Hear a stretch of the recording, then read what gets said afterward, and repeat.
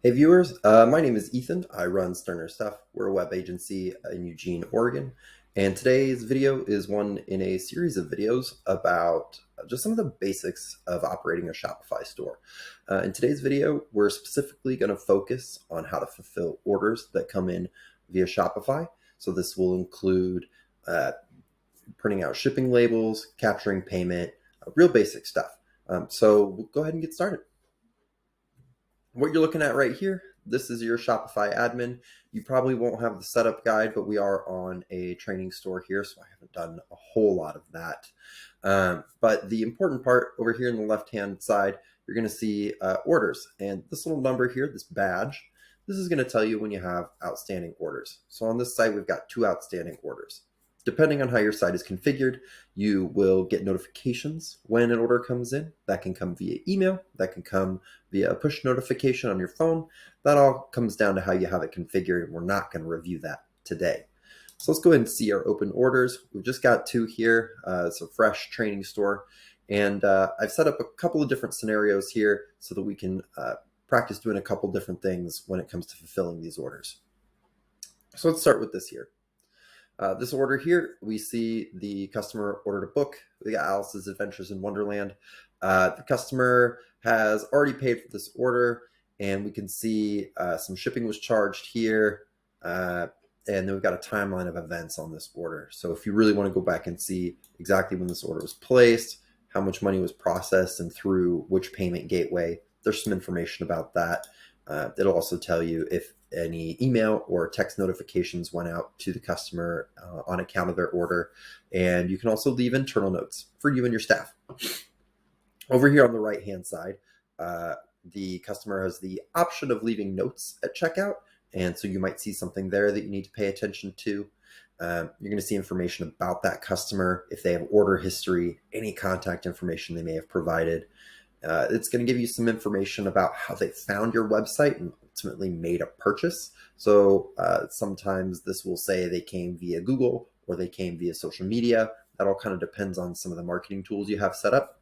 And then finally, Shopify has some really great fraud analysis tools built in, and that's going to tell you if there's something fishy about this order.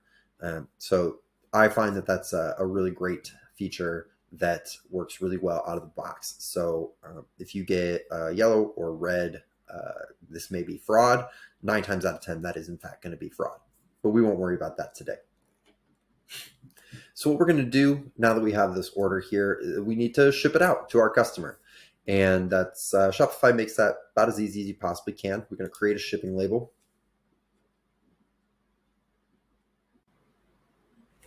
So when we get to the shipping label screen, we're going to see a few things. We're going to see the shipping address that the customer put in. So if you need to edit this, you definitely can.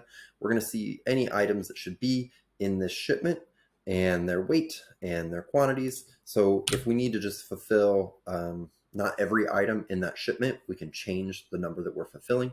So if perhaps this order had 2 items and we needed to ship them separately, well, in this shipment, we can just say, we could have brought this down to 0 for either item.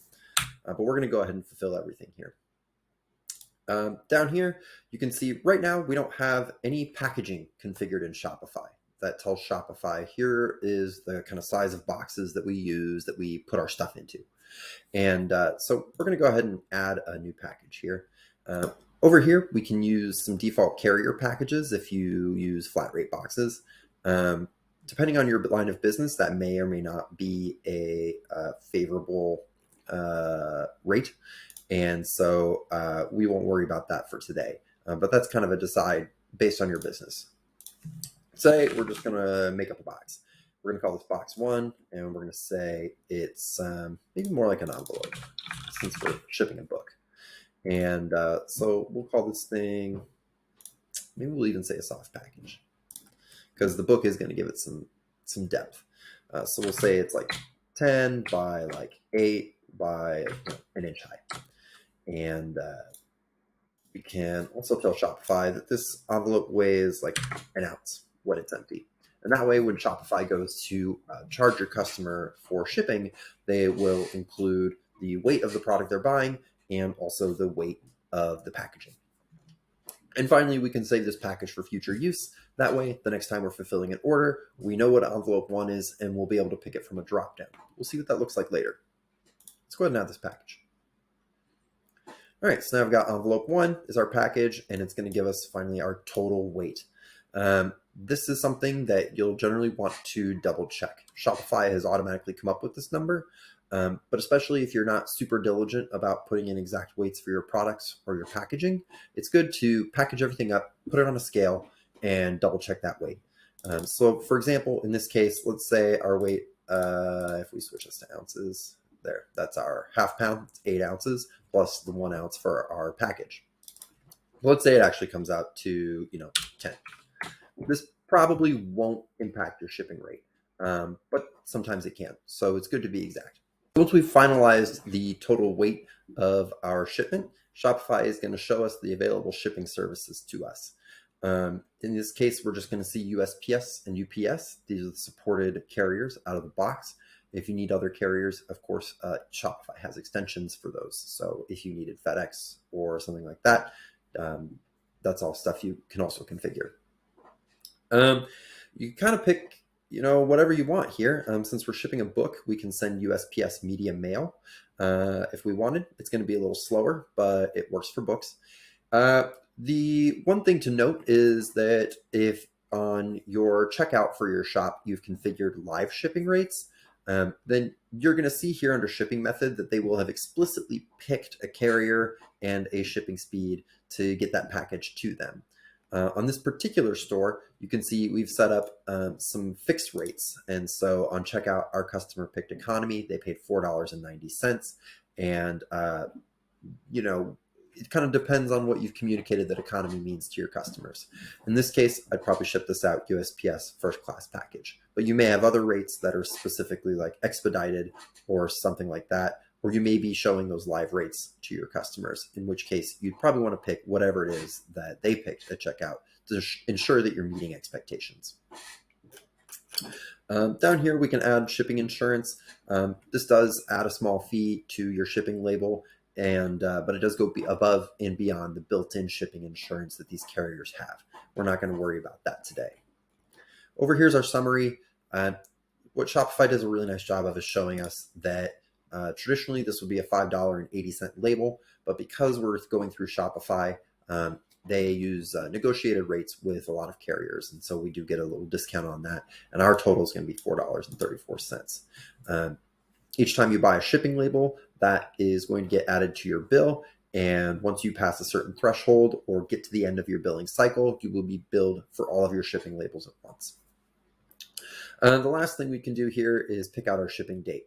So if we're not actually going to put this in the mail today, we may not want to tell our customer that it's shipped yet. So from this dropdown, you might say, well, we're actually going to send this out tomorrow, Saturday. You're probably not going to send it out on a Saturday, but maybe it'll be Monday. So that way your customer won't be looking at their tracking number all weekend wondering what's going on. You're not going to put that in the mail till Monday morning, and they'll get their shipping information on Monday. So let's go ahead and buy this shipping label. Excellent. So now we've got our shipping label. It is USPS first class. We got a tracking number, all that good stuff. Now we can go ahead and print our shipping label. We can print out a packing slip if we need to. What's nice about this is we can print it out 4x6 on a thermal printer if you have one. If you need to print it out on regular paper, you can do that too. I strongly suggest that you pick up a label printer with thermal stickers. It's really cost effective, uses less ink, doesn't use any ink, and just nice and efficient, and they're pretty affordable ones out there. Let's go ahead and print our shipping label. And what this is going to do, it's going to open up this new tab, and we're going to see our label here, and then we can go ahead and print that to our label maker. You can also print out a packing slip if you want. You can print that out on the same sort of little thermal sticker, though I find that for these, I'll generally print it out on the bigger sheet so that it looks a little nicer. And once again, that's going to open a new tab, and we're going to see ship, bill, and all the items here. And that's a nice item to go ahead and throw into their package to make sure that the customer sees you've packaged everything. All right, so we'll say we're done here. So now we've got this order is fulfilled, it's been paid for, and we can see up here, it's now been labeled as archived. Our open orders is down to 1. If we look over here, that order is done. It's ready to go. It's got a little truck. Everything's great. So that order's finished. There's one other variation on this I do want to cover. Here on our second order, we've got a t-shirt. And you'll notice here that instead of paid, this order is simply marked as authorized. This is a different setting you can set on your Shopify store. And it says, hey, rather than charge somebody's card immediately when they check out, we just want to authorize that their card is good for that charge. We're not actually going to capture payment until we fulfill that order. I kind of prefer this setup because it gives me a chance to verify that I do in fact have all those products on hand. I can package them up and put them in the mail before I accept that money from my customer. Otherwise you might end up in a position where turns out maybe you've oversold or something else has gone wrong and you're not going to be able to fill that order. If you have to cancel that order, Shopify is going to eat their transaction fee, or your other payment gateway may eat their transaction fee. So you're going to be out a couple dollars when you issue that refund. As long as we've just authorized capturing that payment, we can cancel this at any time and nobody's out any money. So I like that setup a little better myself. But this is all going to work pretty much the same.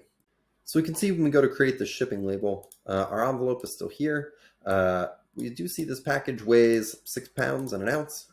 Turns out this is a 6-pound t-shirt. Interesting. We'll go ahead and we can see the customer paid $19.90 for economy shipping. Once again, that's configured in your store settings and it's kind of outside of what we're going to cover today. And we can see our shipping services. We've got UPS here, USPS. Pick whichever one makes most sense for the shipment. I'm going to go ahead and pick USPS because I don't want to there's some steps you take to set up UPS that I haven't done on this training store. So we'll see it's normally $12.15 and we save $3.11. We'll go ahead and ship this out today. Let's buy our shipping label. And just like the last package, you can go ahead and print out your label, packing slip if you're going to use it, and we're all done.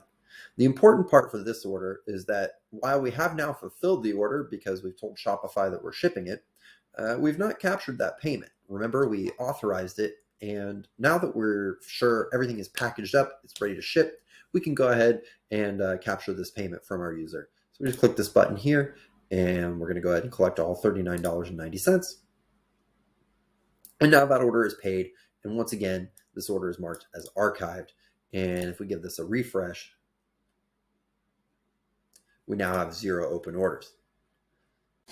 So I went ahead and fast forwarded here because I want to show you a couple more examples of things you might do with an order. So on both of these orders that we used earlier, I voided the shipping label that we put on it to get it back to the state it would have been when it came in. So let's actually go back to our Alice in Wonderland order. So we've got, now that I've voided that shipping label, it shows that our product is not fulfilled, but we are still paid up. What I want to show you is, let's say that this order came in and it was in fact fraud, or maybe a customer reached out to you and said that, hey, I need to cancel this order, and your kind of shipping and return policies allow that. What you can do is we can just completely cancel this order. And so up here under more actions, it's really straightforward. We cancel this order. And this is going to open a modal that's going to do a few different things at once. These are all things that you can do independently. For example, if I wanted to refund payment without canceling the order, I can do that. Or if I wanted to restock some more items without canceling the order, I can do that. But this is going to do everything at once. It's kind of the best way of doing this. First, we want to refund our payment, right? The customer paid $22.90 and we want to refund that to them. You could refund them later, in which case you'd have to do it manually. Generally, you're not going to need that. Inventory, we do want to restock these items. Obviously, this only matters if you're tracking inventory, but this will, if we had 5 of these books available after purchase, we were down to 4 available, this will make sure that 5 are once again available. So the assumption there is that you're not fulfilling that item, and it is available for purchase again. We can pick a reason for cancellation under here. Once again, customer may reach out and say, oh, I don't want that. It might be fraud. Payment declined. If you went to capture payment and now it's not working, you obviously may want to cancel the order. Maybe the item is unavailable, you oversold, lots of things here. And of course, you can just pick something open-ended if you want. And then finally, we can send a notification to the customer to let them know the order has been canceled. I generally find if it's a fraudulent order, I'm not going to bother with that. I don't want to really afford them the opportunity to reply. Sometimes it's a yellow fraudulent order. It'll give you a rating, yellow or red. On the yellows, I will sometimes reach out to a customer and try to confirm some details with them to see if I can figure out, is this a legitimate order or not? But if it's red, I generally will cancel it and I won't even send a notification. It's not worth messing with. In this case, we'll say the customer called us and let us know they don't want this anymore, and we will send that notification. And we just cancel the order. Easy enough. So this order is now once again archived. It was never fulfilled. We refunded it. It was canceled. If we go back to the order screen and we'll give it a refresh here. So it does kind of cross out our order here and say, this is no good anymore. And we're down to our other open order, and we see the one here. So just a couple other things you can do with an order. If we do want to refund this order, we can. We're going to refund, for example, the shirt. Once again, we can say, I want to restock that, or I don't. Depending on your return policies, you may or may not want to refund the shipping. So if you're going to refund the shipping, or if now you're out the shipping, kind of depending on the needs of that order. And finally, you can drop a reason in here that only you and your staff can see. And maybe we pop that off, and we'll go ahead and just refund $20. And there we go. And we did go ahead and restock that. That's useful for any number of situations. You don't have to restock the item. Maybe you're not getting it back from them, but there was something wrong with it. So you want to refund them their money because there was something wrong with the product, but it's really not worth them shipping it back to you. This is super flexible. And you can see it does say we're partially refunded because we did keep that shipping. And so that's just a couple other things you can do with orders that are important. And here we'll probably just archive this too. So maybe we don't want to say the order was canceled, but we did go ahead and refund some of that.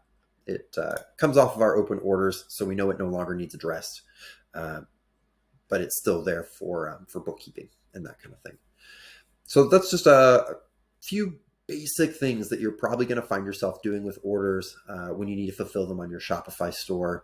Shopify makes that just super easy out of the box to get labels, to fulfill those orders, to edit those orders in any way you really need to. It's a really powerful tool.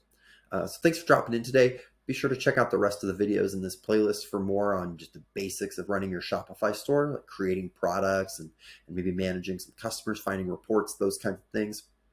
And if you have any questions, you can drop those in the comments. Or if you're a client of Sterner Stuff, you can definitely reach out. If you're not a client, you can hit up sternerstuff.dev. That's our website where you can find more information about working with us on your Shopify shop. And of course, I always like to drop, we're a big WordPress shop. So if you're a WordPress customer, for some reason watching this video, and you're not quite ready to work directly with Sterner Stuff, but you need some really reliable WordPress hosting, we throw a link to one of our partners down in the description of this video. It's for a service called Kinsta. We really like what they offer. And if you hit that link and sign up for their awesome hosting service, we do get a little commission on that. So we appreciate the support if that's something that you need today. Thanks for watching.